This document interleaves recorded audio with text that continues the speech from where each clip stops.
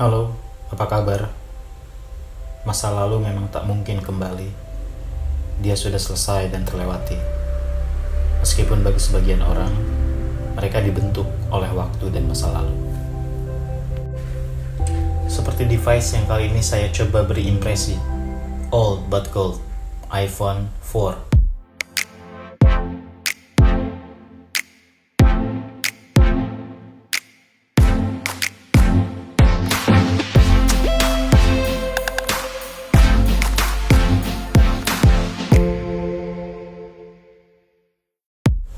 Salah satu gadget yang terkenal dengan eksklusivitasnya, di mana hanya sebagian kelompok masyarakat saja yang dalam tanda petik berani membeli smartphone yang diinisiasi oleh Steve Jobs bersama rekan-rekannya di Amerika pada sekitaran 2007 silam. iPhone hadir sebagai kombinasi teknologi canggih antara pemutar musik, alat komunikasi, dan internet yang digabung menjadi satu device paling canggih, baik pada waktu peluncuran pertamanya maupun hingga hari ini. Setiap keluaran produk iPhone baru, seorang paling tidak harus memiliki uang rata-rata di atas 10 juta rupiah. Bahkan, pada beberapa tipe lini elit iPhone, mereka bisa menukarkan uang lebih dari 25 juta dengan satu barang istimewa ini. Namun, seiring perkembangan teknologi serta progres Apple sebagai perusahaan besar yang memproduksi iPhone tiap tahunnya, akhirnya menciptakan sebuah kondisi yang disebut out of dated product. Out of dated product itu adalah iPhone bekas yang sudah dijual oleh pemiliknya karena alasan ingin berganti pada tipe terbaru agar tidak ketinggalan hype pada circle eksklusif mereka. Out of dated product itulah yang akhirnya bisa menjadi barang mainstream di kelas masyarakat umum.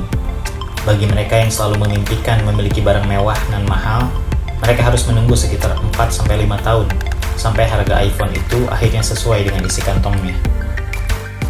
Seperti saya misalnya, yang akhirnya bisa membeli iPhone 4 ini. iPhone kecil kokoh ini pada peluncuran pertamanya menyentuh harga 8-10 juta rupiah bergantung pada kapasitas penyimpanan internalnya.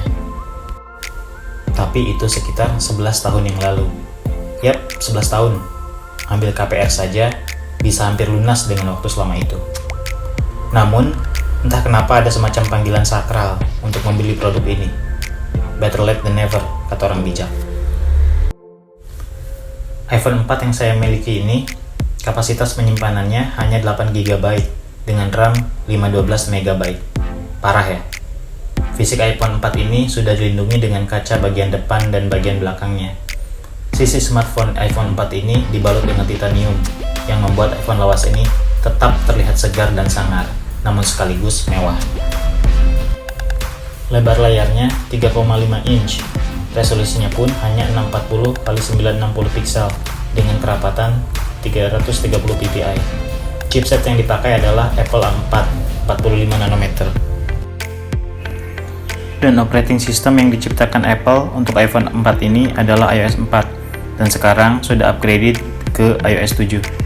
iOS ini adalah sistem operasi yang dibuat dan dikembangkan serta dimiliki oleh Apple sendiri, sehingga dia tidak bisa dipakai oleh brand smartphone lain. Artinya, bukan barang yang dipakai barengan. Performanya seperti apa? Perlu nggak sih ini saya jawab? Jelas ya, tidak berimbang bila harus diadu dengan smartphone baru yang hari ini beredar, terutama dengan produk iPhone terbaru. Jauh. Dengar lagu sih masih jelas. Sangat mumpuni, terutama ketika kamu memakai earphone original Apple. Main game bisa, tapi ya harus tahu diri. Hanya game yang masih didukung oleh iOS terakhirnya, yaitu iOS 7. Usia renta iPhone ini menyebabkan dia terbatas untuk mengerjakan berbagai tugas seperti browsing dengan multi-tabs, membuka banyak apps dalam waktu bersamaan, terfoto yang error, dan lain-lain. Namanya juga barang tua, ringkih dan cengeng. Tapi membeli HP ini bagi saya adalah membeli kenangan. Absurd ya? Karena terkadang mengenang lebih menenangkan dibanding harus menghadapi kenyataan. Itu saja. Sampai jumpa.